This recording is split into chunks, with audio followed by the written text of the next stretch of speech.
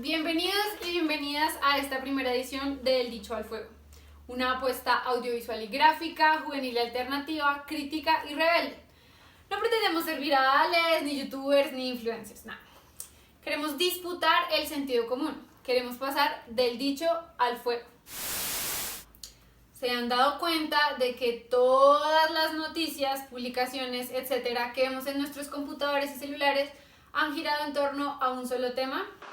Sí, el coronavirus. Pues bueno, aunque suene tedioso, este episodio de El Dicho al Fuego va a tratar sobre este tema también, pero desde una perspectiva que o no se ha tratado o no con la profundidad que merece. Así que bienvenidos al primer episodio titulado COVID-19, pánico, virus o de cómo una pandemia devela aún más las divisiones y contradicciones de clase.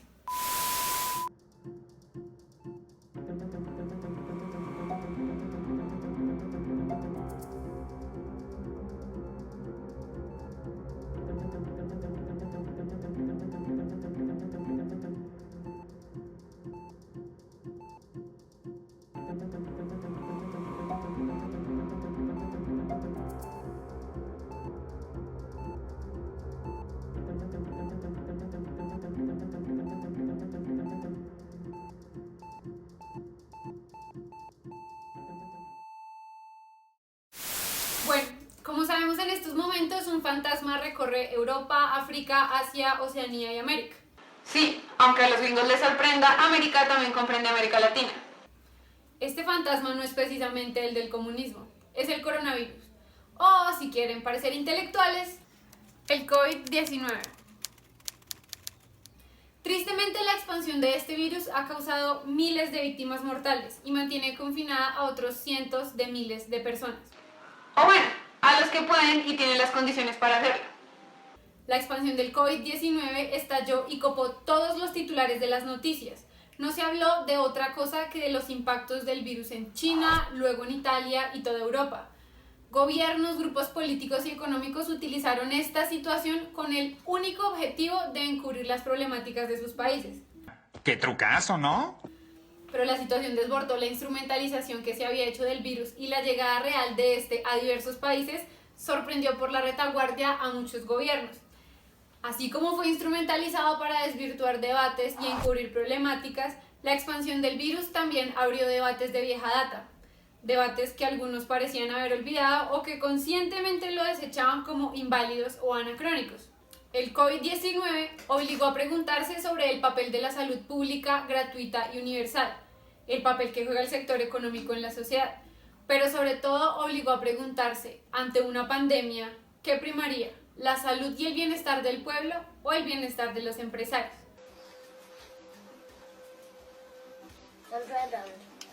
Obligó también a preguntarse sobre el papel del Estado y las políticas neoliberales en crisis sanitarias como la vida en estos momentos, que no son más que otra clara expresión de la crisis civilizatoria, de las que nos hablan personas como Renan Vega o François Otard. En fin, obligó a preguntarse, ¿dónde quedan los pobres en crisis como estas? ¿El modo de producción capitalista está preparado para poder sortear una crisis como esta? ¿O al menos tiene la disposición de hacerlo? Como hemos visto, al menos en países como Colombia, los pobres son los que más han sufrido con el impacto de la pandemia, pues la frase "quédate en casa" no aplica para las personas que viven del día a día, para aquellos que deben decidir si salir a trabajar por obligación de sus jefes o literalmente morir de hambre para evitar ser contagiados, además siendo despedidos o firmando licencias no remuneradas. Que es lo mismo que ser despedido por 15 días, pues el patrón debe minimizar gastos, ya que la empresa y las ganancias no se pueden poner en juego. ¿No es que son ellos los que nos dan empleos y generan la riqueza y la grandeza de este país? La ideología burguesa no pierde oportunidad ni espacio para tratar de embaucarnos con frases como: esto no es un problema político, debemos estar unidos. Siempre tratando de despolitizar lo que no puede ganar. Pero, ¿quién se une al habitante de calle o al vendedor ambulante o a aquellos que la estructura política y el modo de producción les ha robado la vida?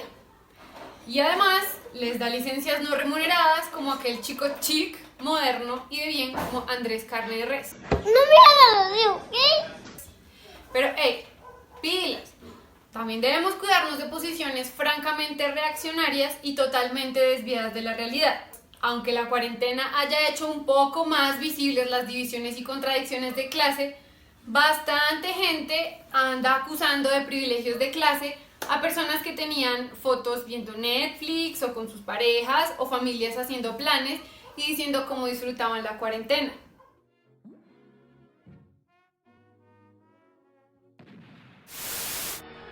Por ello aquí debemos hacer un alto y preguntarnos qué es una clase social e inclusive preguntarnos qué nos hace pertenecer a una de ellas, puesto que personas que entraron en cuarentena con sueldo o tuvieron la posibilidad de teletrabajar son tomadas como enemigas. Dice Robinson que para apagar los micrófonos al F4. Vamos a ensayar al F4.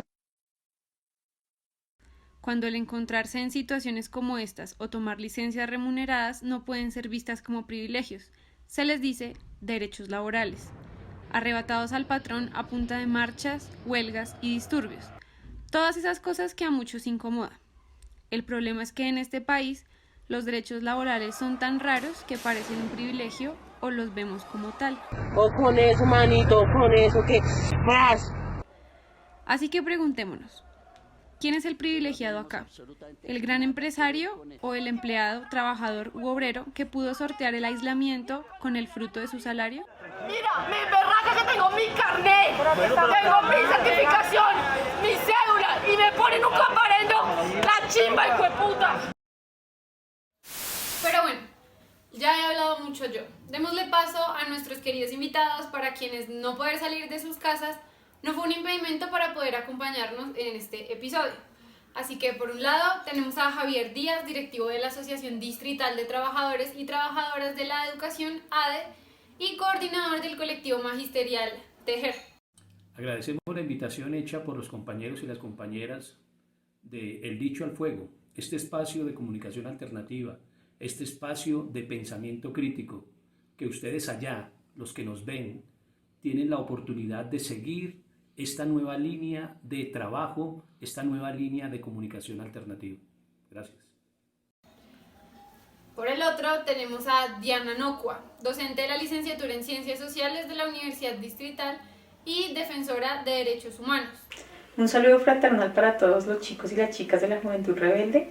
Los invitamos a comenzar a ver el programa del Dicho al Fuego como un espacio de opinión para compartir, intercambiar opiniones, apuestas e inquietudes sobre lo que está sucediendo ahorita en el marco de la situación actual de Colombia y el mundo. La primera pregunta que le hicimos a nuestros invitados fue la siguiente. Teniendo en cuenta que la pandemia no nos afecta a todos por igual en términos económicos, políticos y de salud, ¿cuál cree usted que deben ser las políticas y medidas que tendrían que tomarse o que ya deberían existir para garantizar los derechos de quienes más vulnerables son ante esta situación? La situación en términos de la condición asimétrica, la diferencia tan grande que tiene la persona que ha logrado niveles de acumulación lo suficientemente grandes como para poder resolver sus problemas materiales, es absolutamente distante de quienes en su gran mayoría en Colombia realmente no tienen con qué resolver sus problemas inmediatos. Hoy en Colombia, si le creemos al DANE, y digamos que le creemos, el 70% de las personas trabajan independientemente o en el rebusque, en la economía informal como se le quiera llamar, para poder resolver sus necesidades inmediatas. Y hay varios niveles en términos de ese trabajo independiente, de esa autonomía que tienen los colombianos y las colombianas para poder conseguir sus elementos vitales de existencia. Están quienes tienen un proceso independiente de pequeños empresarios que pueden invertir a partir de sus procesos de querer construir un pequeño proceso empresarial, pero que a mediano plazo van a ver afectados sus intereses. También quienes, por ejemplo en el campo, viven del jornal, o el campesino que vive de la cosecha que puede estar recogiendo de manera tranquila en términos normales del proceso, digamos, del cultivo de su campo. Pero también existen las personas en la ciudad que viven del día a día en el denominado rebusque de las ventas ambulantes. Son miles, son cientos de miles los habitantes en Bogotá que junto a sus familias viven de vender 10.000, 20.000, 50.000 pesos máximo, ni siquiera en promedio, con respecto al rebusque que hacen en las calles de la ciudad. Estas personas tienen unos niveles nutricionales bastante bajos para poder garantizar tener sus defensas arriba y enfrentar esta crisis del COVID-19. ¿Cómo hacemos para suministrar a estas personas principalmente niveles de alimentación lo suficientemente rápidos y de buena calidad para que sus defensas estén óptimas para enfrentar esta situación? ¿Cómo hacemos para brindarles vivienda digna? ¿Cómo hacemos para brindarles también un servicio y una atención en salud que garantice este derecho para que puedan, digamos, equilibrar las falencias de salud que tienen? Porque muchos de ellos y de ellas solamente se alimentan una vez al día. Sobre esa situación tenemos que actuar de manera inmediata y no seguir haciendo lo del Robin Hood al revés o atendiendo a la pobre viejecita de Luis Carlos Sarmiento Angulo y sacar cientos de miles de millones de pesos y de dólares para poder nutrir al sector financiero. Esos créditos condonables deben dársele a los pequeños empresarios, a los emprendedores que se han creído el cuento de que pueden hacer empresa en este país cuando aquí no hay garantías, sino solamente para una élite mafiosa y narcoparamilitar que ha controlado y ha dominado el Estado y hoy genera esta gran crisis y descubre claramente lo que es este nefasto sistema, que es terrorista, que es criminal y que no piensa en la sociedad porque no invierte ni en salud ni en educación, donde tienen que ser los pilares que sustenten la sociedad. Veamos qué nos dijo la profe Diana. Hay que decir que hay que reivindicar nuevamente la propuesta de la renta básica universal como una apuesta de reivindicar un sistema de seguridad social que permita a todas las ciudadanas y ciudadanos contar con unos mínimos vitales. La apuesta de la renta básica universal no es una reivindicación que se haya generado específicamente ahora, sino que proviene de una serie de luchas sociales y políticas que han dado lugar a que todos los ciudadanos y las ciudadanas que la están reivindicando planteen la obligación de los estados como garantes de los derechos de quienes hacemos parte de estos territorios limitados geográfica y espacialmente y con una apuesta de soberanía. Es importante sobre todo también tener presente que la discusión sobre privilegio nos lleva también a reconceptualizar y actualizar nuestros análisis sobre las clases sociales y lo que implica ser trabajadores y obreros en este momento, por lo menos en el caso particular de Colombia. Si quién es el que es privilegiado y en qué nivel unos son o somos más o menos privilegiados que otros cuando dependemos de un salario o de un recurso para poder sobrevivir que se nos da por nuestro trabajo remunerado, y qué sucede cuando estas personas que nos contratan, ya sea por prestación de servicios, por un contrato laboral o suspenden nuestros contratos, deciden por su propia cuenta o por proteger su economía quitarlo. Pues básicamente que terminamos todos en la misma situación pese a que tengamos mayores o menores ingresos que otros, y es que sin nuestros salarios o nuestra capacidad de poder trabajar, pues no podemos sobrevivir, y esto lo ha puesto en evidencia la pandemia en estos días con mucha contundencia, ¿no? Entonces, una de las invitaciones también en términos de estos análisis es que discutamos un poco más sobre qué implica el privilegio y cómo se concibe el privilegio dentro de las clases sociales, ¿no? Para que podamos seguramente redefinir estas categorías de cara a lo que está sucediendo actualmente en el país. Yo quisiera referirme entonces a que tanto la renta básica como una posibilidad de los estados de garantizar los mínimos vitales, pero también de brindar la infraestructura en los territorios de salud, de las condiciones de salubridad, ¿sí? Suficientes, permitirían realmente que un país como Colombia estuviese preparado suficientemente para la pandemia, que es lo que nosotros no estamos viendo. Estamos viendo todos los días unas cifras que cambian y se reajustan y se acomodan en términos de los fallecidos, en términos de quiénes son los contagiados. Para el día de hoy son más de 3.000 de las pruebas que se están haciendo, que parecen ser menores cada día cuando el pico de la pandemia apenas está empezando. Y estamos viendo un sistema de salud sumamente precario, donde las principales víctimas en este momento están siendo los médicos que están atendiendo a los enfermos, ¿sí? Estamos viendo cómo Duque, a pesar de que promulga un decreto, tiene que comenzar a negociar con el sector de los médicos y el sector de salud en este país, porque efectivamente no hay condiciones reales para que estos profesionales, que son los que salvan y protegen las vidas, puedan realizar su trabajo en condiciones dignas. Entonces estamos viendo un país que no garantiza los mínimos en términos de los derechos de sus ciudadanos y ciudadanas y que las expone todo el tiempo. Un país que no está preparado para una crisis de una pandemia, pero tampoco está preparado para brindar los mínimos vitales en los territorios más alejados y olvidados, como el Pacífico colombiano, como la Amazonía, donde ni siquiera tenemos un criterio claro de qué es lo que está realmente pasando, porque no hay comunicación y porque no hay posibilidad de saber o tener un panorama claro sobre ello. They say usually a minimum of 27 goes up to 100,000 people a year die. And so far, we have lost nobody to coronavirus in the United States.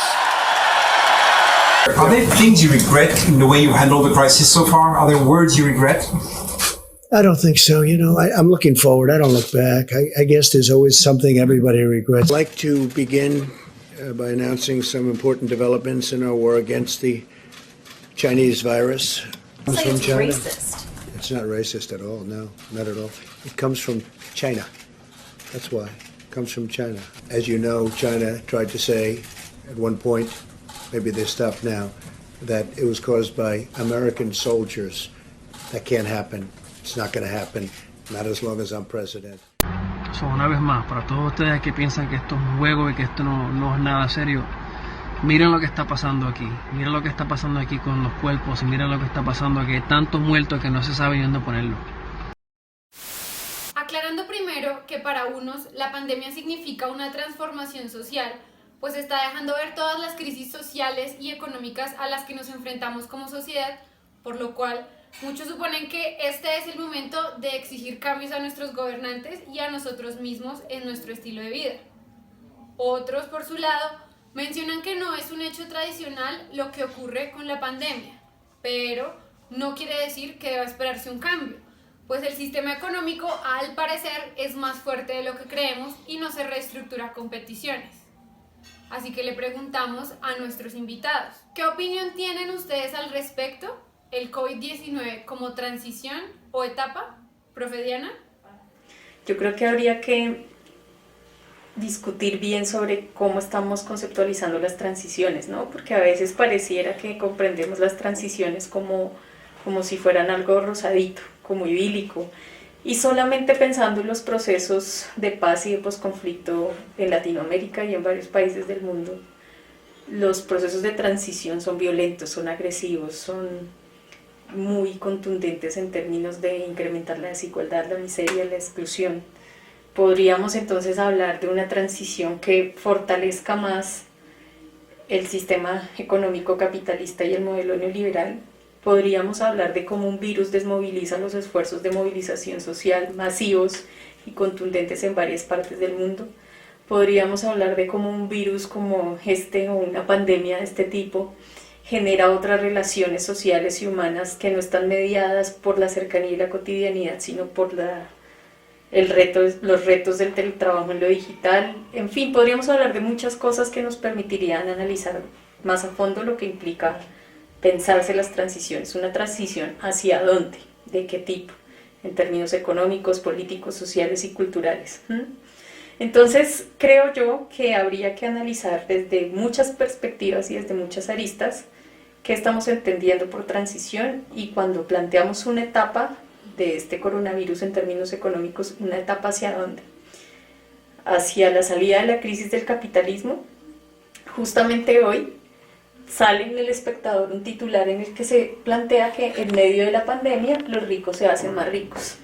Y para ello se hace un análisis de cómo, pese a la quietud de la economía a nivel mundial, las personas que de alguna forma buscan satisfacer sus necesidades cotidianas estando en casa, acuden a las plataformas como Amazon para satisfacer sus necesidades. Y en este sentido, desde marzo para acá, las acciones de Amazon han subido más del 5.3%. Solamente por citar un caso. Entonces, ¿qué nos lleva a pensar esto? Que efectivamente en medio de esta pandemia los ricos se hacen cada vez más ricos, los bancos se hacen cada vez más ricos, el despojo se hace cada vez más frecuente, los fenómenos de aniquilamiento también social y político, como ya lo hablábamos en la anterior pregunta, se incrementan, ¿sí? La destrucción ambiental también, la segregación social, ¿sí? Solamente vamos a analizar el caso de Estados Unidos con la cantidad de población afrodescendiente inmigrante que está falleciendo por falta de atención médica, por desatención, porque sus sistemas inmunitarios están sumamente debilitados por las circunstancias de vida tan complejas que tiene que vivir la gente. O si pensamos incluso en los impactos que tiene la pandemia en términos económicos y sociales con las mujeres que tenemos que dedicarnos al cuidado, al trabajo, a los niños. Entonces, hay algunos fenómenos particulares que nos permitirían ver qué tanta posibilidad de movilización y articulación social en función de un cambio de estructura se podrían dar. Pero creo que en este momento sería muy prematuro analizar. Entonces, creo que sería mucho más interesante de aquí a unos 4, 5, 6 meses, porque por supuesto este no será el primer pico de la pandemia, ¿sí? Ahí sí es un proceso de transición donde se pueden generar otras problemáticas, pero sí cuando pasen estos picos y cuando se evidencie realmente el impacto de estas nefastas políticas sociales y esta desatención del Estado a sus ciudadanos y ciudadanas, ¿qué puede hacer la gente? ¿Qué podemos hacer las comunidades? ¿Qué podemos hacer las mujeres? ¿Qué pueden hacer los afros, los indígenas? ¿Qué podemos hacer todos juntos para poder transformar esta situación? Y ahora veamos qué nos dijo Javier. Yo creo que muchas veces pensamos y a veces actuamos solamente con el deseo. Y uno en términos concretos tenemos que pensarnos qué es lo que está pasando en realidad. En realidad, qué es lo que está pasando con respecto al sistema capitalista y a esta sociedad en una etapa neoliberal y con una condición neoconservadora y ultrafascista. Lo que importa es analizar claramente cómo es que se está aprovechando el momento desde la perspectiva de las potencias de turno. El imperialismo norteamericano y el europeo utilizan este escenario y se aprovechan para poder recomponer su crisis política, pero también su crisis económica, para poder plantear no unas transformaciones como románticamente piensan algunos de izquierda y algunos que no tan de izquierda, pero críticos como Slavoj Žižek, que consideran que después de esta crisis se avecina el paraíso de la construcción de un comunismo o un socialismo alternativo. Yo soy muy escéptico con respecto a eso. El capitalismo no es tan fuerte, pero tampoco es tan débil. El capitalismo hoy más que nunca va a acelerar porque ha mostrado claramente que las crisis el capitalismo las resuelve con radicalización del sistema, no aflojando y acoplándose realmente a las necesidades de las personas que son más vulnerables en la sociedad. El capitalismo y los fascistas en este planeta y en este país van a aprovechar, como mucha gente está pidiendo medidas draconianas, está pidiendo presencia inclusive de militarización en las calles, está pidiendo medidas económicas fuertes y está aceptando posiciones autoritarias, dictatoriales, como está haciendo el presidente usurpador del poder, Duque, en Colombia.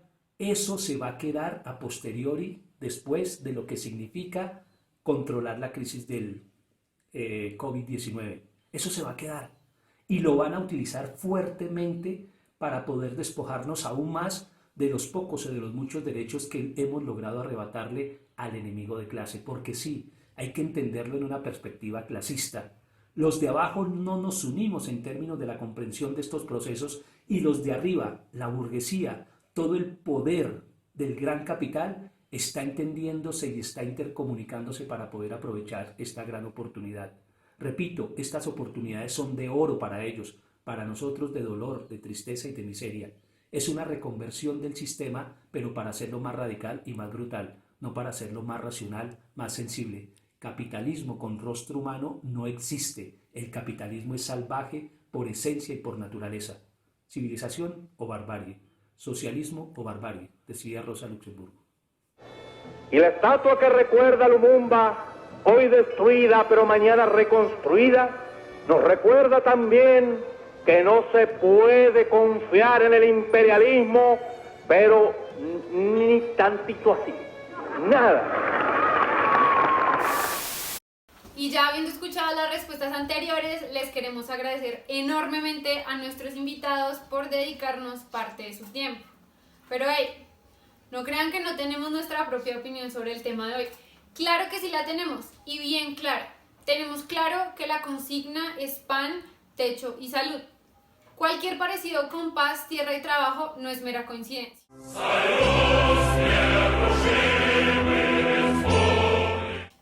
Pero esta no es una frase vacía y tampoco se ha planteado para responder solamente a la crisis actual.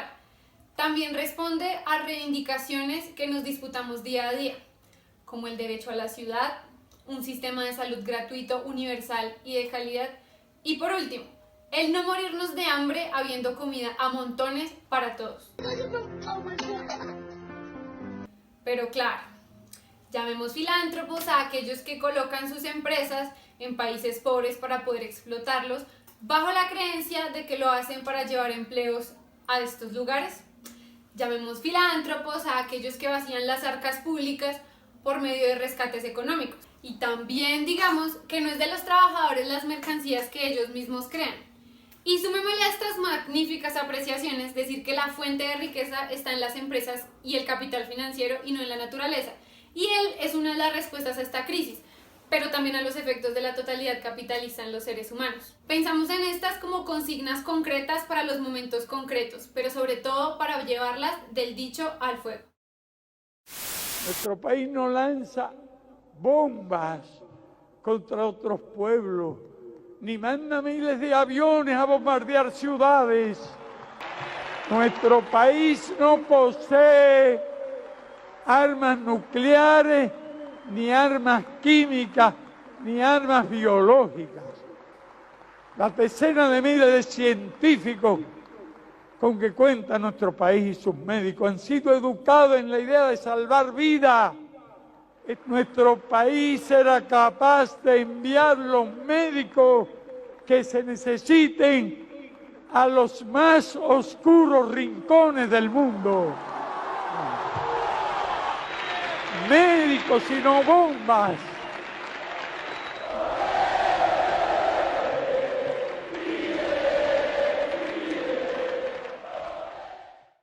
La más grande amenaza que se cierne sobre nuestro planeta, la pretensión hegemónica del imperialismo norteamericano, pone en riesgo la supervivencia misma de la especie humana.